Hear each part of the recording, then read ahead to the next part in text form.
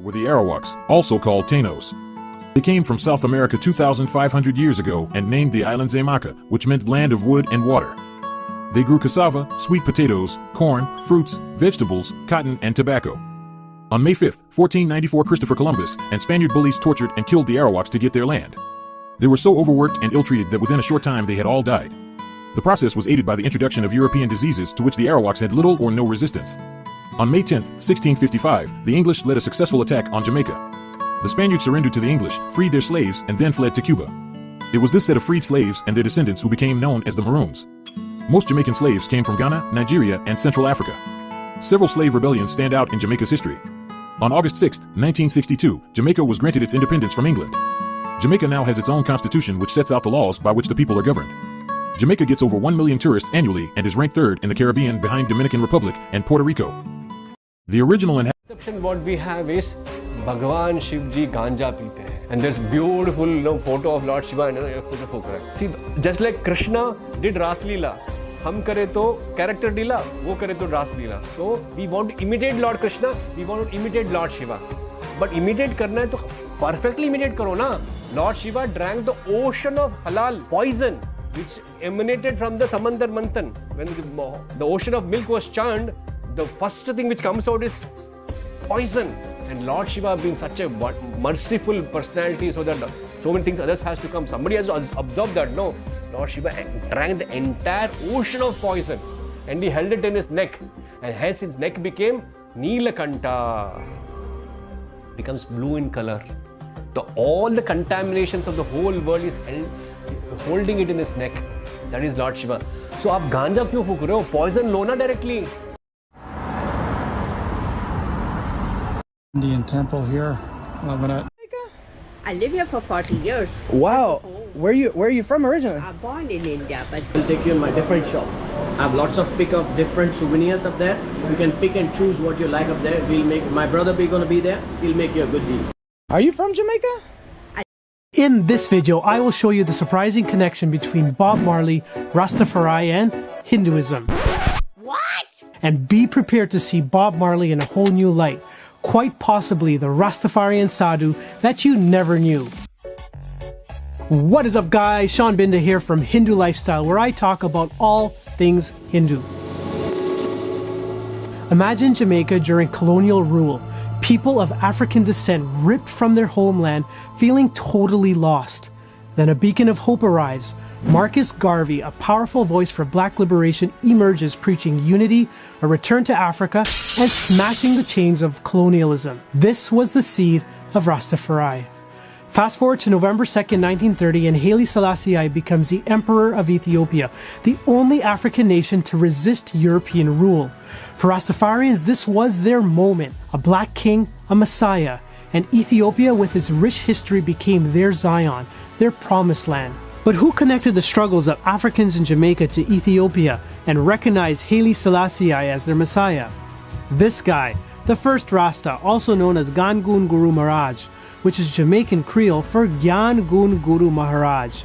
He was born Leonard Howell, and his Hindu influences in Jamaica formed the foundation of Rastafari. Gangun Guru Maharaj. No, you can't get a name more Indian than that. A lot of the beliefs around Rastafari come from selections of the Bible, but Rastafari is more than just a religion. It's a fight for freedom, a celebration of African roots, and a way of life that is all about living in harmony with nature. But here's the twist. Many of us, myself included, didn't even realize there were Hindus in Jamaica, and my first exposure was this guy, who had done a remix with these two guys, way back in the day. So what exactly happened in Jamaica, and how did Hindus influence the Rastafari movement? Slavery was finally abolished, but plantation owners still needed cheap labor.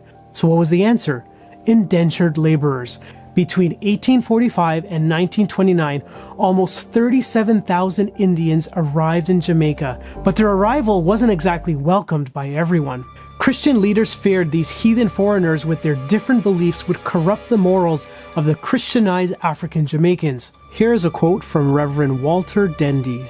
that as Christian ministers, we cannot but view with dismay a measure which is sure to produce the same disgusting vice that has degraded Demerara and the Mauritius, and so calculated to impede the progress of morals and religion in the island. Well, it turns out they were right. Hindus did have an influence on their Jamaican brethren. In the evenings, these laborers held gatherings where Hindu pundits recited the Ramayana, the Bhagavad Gita, and the Bhagavad Puran. Themes of exile, suffering, and the eventual return found in the Ramayana resonated deeply with the struggles of both African and Indian Jamaicans who yearned for a better life. One important ritual was Kali Puja. This ceremony involved sacrificing a goat as an offering to Kali, which was usually done in the remote areas of the villages, away from the eyes of the colonizers. The goat skin was then used to make dolaks, and the meat was cooked to feed everyone. You might be wondering, why perform Kali Puja? And the answer is quite easy: to uplift the spirits during despairing times. In Rastafari, there's a saying called I and I, or abbreviated INI. It's a powerful expression that speaks to their core beliefs about oneness and connection. On the surface, it seems like a simple phrase, I, repeated twice. But for Rastafarians, it carries a deeper meaning. It signifies that we are all fundamentally connected, part of a larger web of existence, and that you can't be truly separate from others. This concept reflects Rastafari's core principles: all is divine, one humanity, and the importance of living in harmony with all creation. So where exactly have we seen this before? The I in INI acts like the Atman, which is your individual self, a spark of that divine. The second I represents the oneness with everything else, similar to Brahman, the ultimate reality. The connection between Rastafari and Hinduism is most evident in the Rastafarian use of ganja or cannabis as a sacred herb. Rastas believe that ganja helps them to achieve a deeper understanding of themselves and their connection to the divine. This tradition can be traced back to the Hindu indentured laborers who brought the seeds of the marijuana plant with them and used ganja in religious ceremonies such as Kali Puja and other social gatherings. This hidden Hindu influence highlights the complex cultural exchange that shaped Rastafari, but rarely gets spoken about.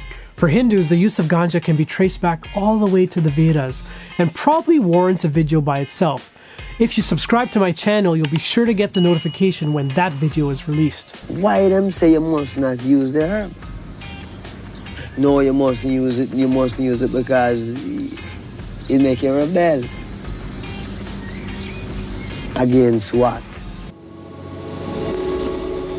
Sadhus are Hindu holy men who travel from place to place living a simple life dedicated to prayer, meditation, and spirituality. They don't have families or possessions and rely on others for food and shelter. The sadhu lifestyle is a rejection of mainstream society, choosing to focus on spiritual practices instead. You're a rich man? When you mean rich, what you mean? You have a lot of possessions? A lot of money in the bank? Position make you rich? I don't have that type of richness. My richness is life. Forever. Rastafarians are similar to sadhus in that they reject mainstream society. They see colonialism as oppressive and reject the lifestyle that supports this way of life. Sadhus are also known for growing out their hair to form a jata, which means matted hair. And who is the most famous Hindu deity with a jata? Lord Shiva. Is that this part is my of being identity, man. Yeah, this is my identity. Another feature that may have been borrowed from the sadhu lifestyle is a vegetarian diet. For Rastafari, the Ital diet prioritizes natural living and a strong connection to nature. It emphasizes whole, unprocessed foods like fruits, vegetables, and whole grains, while abstaining from animal products like meat and dairy. The influence of Hindus in Rastafari culture often gets ignored, even though intuitively Hindus in the Caribbean know there is a connection. Scholars such as Lakshmi Mansingh and Ajay Mansingh have gone to great pains to document a lot of the Hindu influences in Jamaica. But still, the Hindu presence at the start of indentureship is not a story that gets told. Sometimes even I get asked, how did Hindus resist Christian conversion? And it's something that I'm still trying to find answers to. The one thing that is certain though, the resistance to religious conversion in the Caribbean is a hallmark feature of Hindus, and it was with this spirit that it was shared with the Rastafari.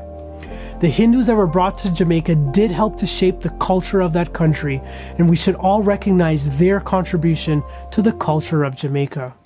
And that is why Bob Marley is the Rastafarian sadhu that you didn't know. If you want to know more about my history, please check out this next video where I speak about understanding the West Indian Hindu experience. Om Shanti. Shiva is trying to remind us that before death hits our body, before we reach the limit of our lives, we need to connect with something that is unlimited within us.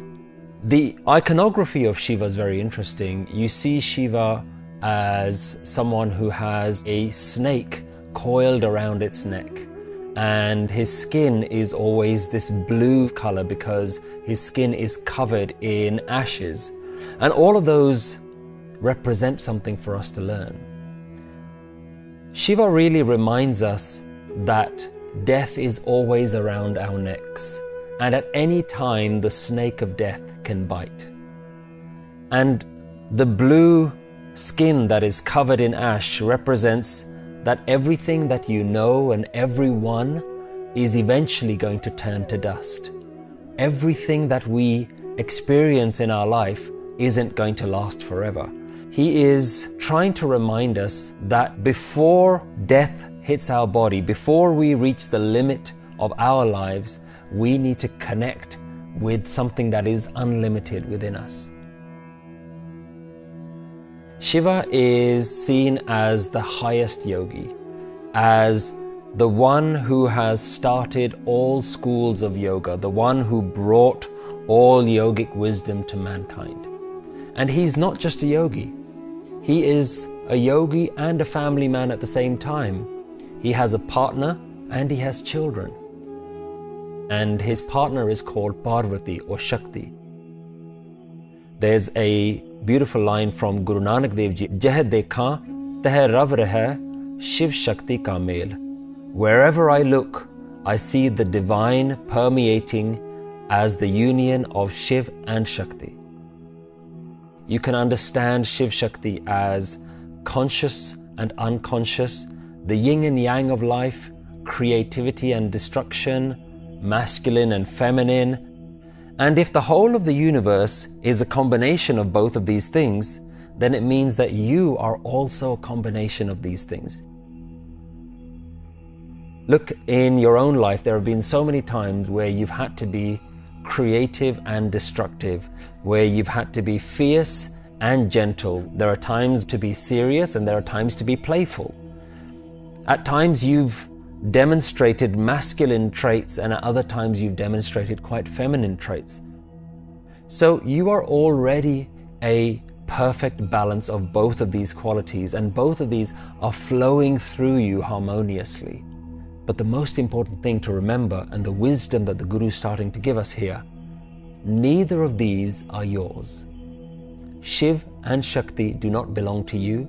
Your soul, your consciousness, your life force, and your body is something that is not yours. You know, sometimes you hear people say that you've come into this world with nothing and that you leave with nothing. I think it's slightly different than that. You came into this world with quite a lot, but you must leave with nothing. Think about it. When you were born, you came with a body. You came with a mother and father, and maybe when you were born, your parents took you home so you had a home to go to. They wrapped you in nice clothes and they gave you food to eat. So when you came into this world, you came into a lot of different things. But when you leave, you must leave it all behind. Absolutely nothing can go with you. So we're all walking around with this idea, this misconception, that life is about gaining things. The spiritual master, Shiva, knows that life is really about losing things.